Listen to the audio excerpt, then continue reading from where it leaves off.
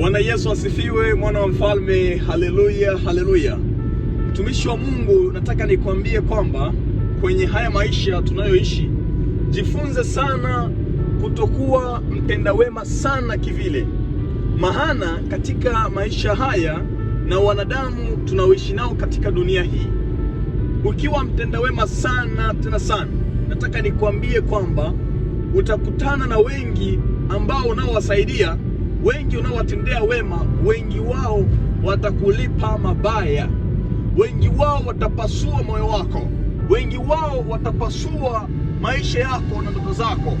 Nataka nikwambie kwamba unapofanya wema kwenye hii dunia, hakikisha kwanza unamshirikisha Mungu, na utegemee kwamba katika wema unaofanya kwa mwanadamu, utegemee kwamba ule wema atakaye kulipa huo wema ni Mungu peke yake.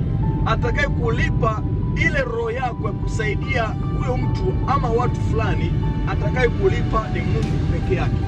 Usitegemee malipo kutoka kwa mwanadamu yeyote ambaye unayemsaidia.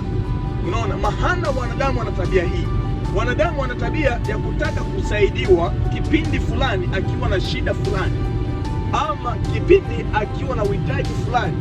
Anataka mida hiyo na majira hayo wewe upate kumsaidia. Na ukishamsaidia, baada ya kumsaidia, ule mtu anaona kwamba anaridhika. Unaona, na muda mwingine hawezi rizika, akataka uendelee kumsaidia, lakini mwisho huyo mtu atakuja kukutukana, atakuja kukudharau, atakuja kukusema, atakuja kukuona wewe kwamba haufai. Lakini nataka nikwambie kwamba wema unaofanya kwenye haya maisha, hakikisha kwanza kabla ya kutenda wema unamwambia Mungu, Mungu wa Ibrahimu, Mungu wa Elia, ona nasaidia huyu mtu, ona nasaidia huyu ndugu, ona nasaidia huyu rafiki. Mungu, naomba nifungulie milango ya baraka. Mungu, naomba linda familia yangu. Mungu, naomba bariki mke wangu. Mungu, naomba bariki mume wangu. Unapofanya hivyo, alafu saidia sasa mtu, Mungu atabariki wewe na mzao wako wote. Mungu atabariki wewe na ndoto zako. Mungu atabariki wewe na maisha yako.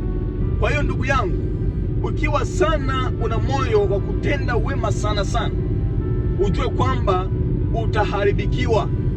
Wengi watakudharau, wengi watakutukana, wengi watakuona wewe kwamba huna maana. Lakini nataka nikwambie, yupo Yesu Kristo ambaye yeye ni baba wa watenda wema.